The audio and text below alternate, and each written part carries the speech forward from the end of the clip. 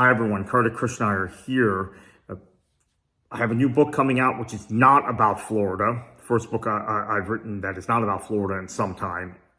Now, the book Robert Buccellato and I have co-authored about the American Revolution in Florida will come out, the Florida fronts will come out in October here in the United States. So we will talk more about that when that release date approaches.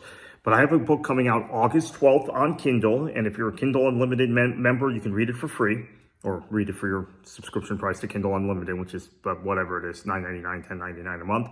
If you are, or you can buy it on Kindle, you can pre-order it now, you can buy it on August 12th. August 13th, it comes out in paperback for, in terms of US dollars, $11.49. The price in Canada is adjusted to Canadian dollars, it's slightly higher. It's about why Canada is not part of the United States. And this is written in the wake of Donald Trump's designs on Canada, Donald Trump's desires to conquer Canada in some fashion, whether it's economically or militarily, his desire to have Canada submit to the U.S.'s will, although, quite frankly, he's all over the place on it. And my premise is that this did not start with Trump.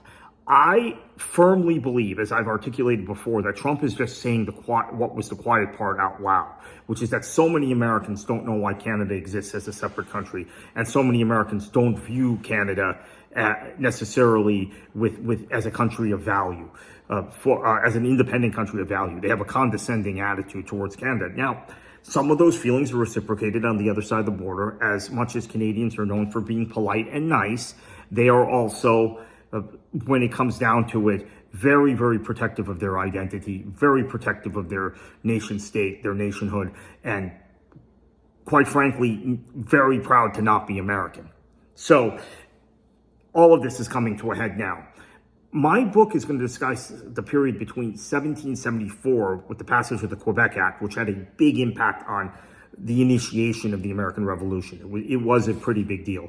From that point until 1871, when the Washington Treaty was signed between the United States and the United Kingdom.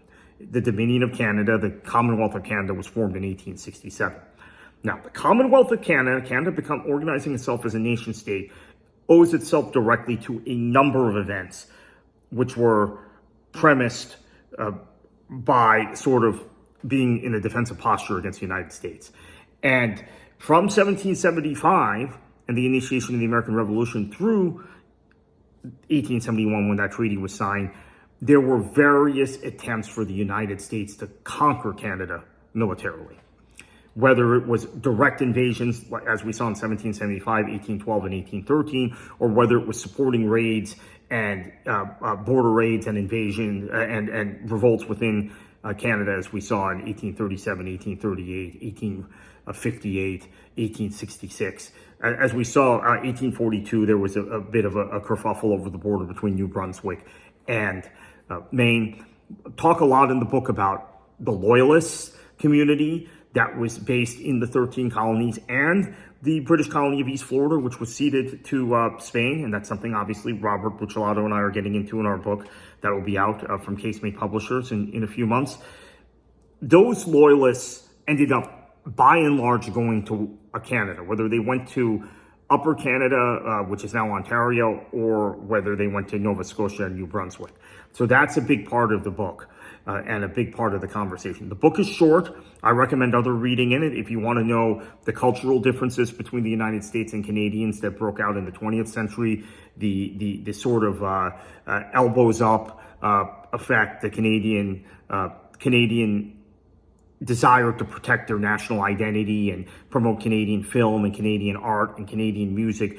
There are other books that discuss that very, very well, better than I ever could, that I recommend, and there's a full kind of recommendation of reading in every chapter or every section of my new book, which is only about 80 pages.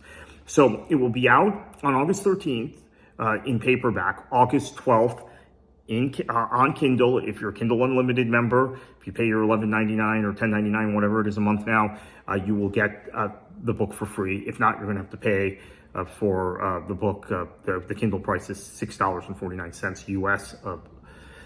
It is slightly higher when adjusted to Canadian dollars for those of you on the Canadian side of the border. I think it might be $13.99 the paperback in Canada, and the Kindle edition is $8.99 in Canada or $7.99. I'm not exactly sure. Again, if you're a Kindle Unlimited member, you get it with your membership. If you are outside the United States and Canada, and want to get the book, it's available from your local Amazon. It will be available from your local Amazon site with a price that is fixed to the exchange rate of U.S. dollars. So there's a price for the U.S., a price for Canada, but then the other prices are fixed to U.S. dollars. This book, I think, is really important for Americans to read and understand the history.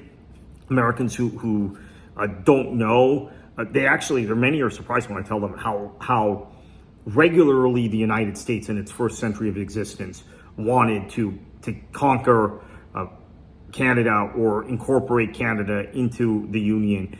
And many Americans thought it was just a matter of time. It was inevitable that Canada would become part of the United States. Now, for their part, Canadians throughout the 20th century had a very reflexive anti-Americanism in terms of their fear of conquest, their fear of absorption. Much of it, and again, I'm suggesting other works to read about this, but we'll discuss this in this video also, because I do mention it in the book, but say, hey, here's some other books for you to read about this. There was always fear of American culture, whether it was the radio in the 1940s and in 1930s and 1940s, television when it really became big in the 50s onward, and then various other American cultural programming, music, etc., capturing Canadians. Most Canadians live within 100 miles of the American border. So a fear that culturally Canada would lose its unique identity.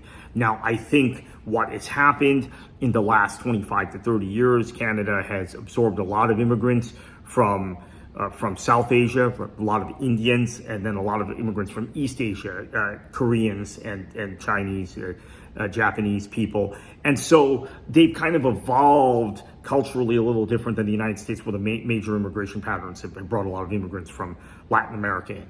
So that's kind of a splitting of the composition from a ethnic standpoint of Canada and the United States. But until, let's say, 1970 or 1980, the populations, with the exception of Quebec, which was French Canadian, but still Catholic, European descent, the populations were very similar, even in their ethnic composition, which always had Canadians quite insecure about this more powerful, militarized neighbor to the south of them.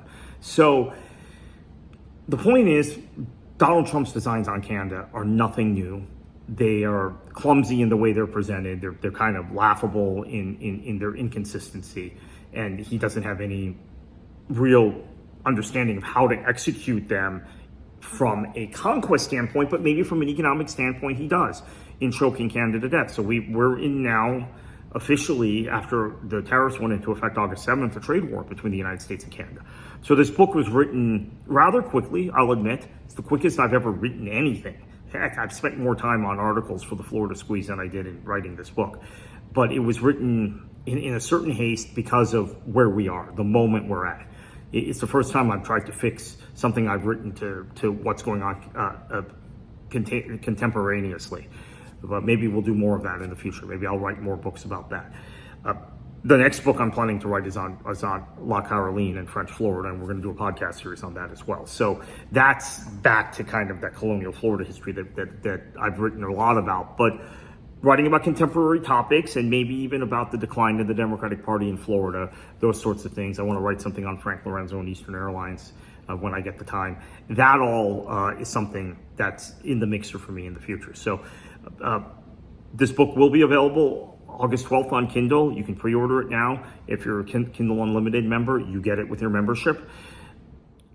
August 13th in paperback. Would love for y'all to read it. I think it's probably, I don't want to put down my other things I've written. I certainly don't want to malign. I think everything is very important, but this is much more contemporaneously important, at the moment important, in as we said, in August of 2025. Thank you.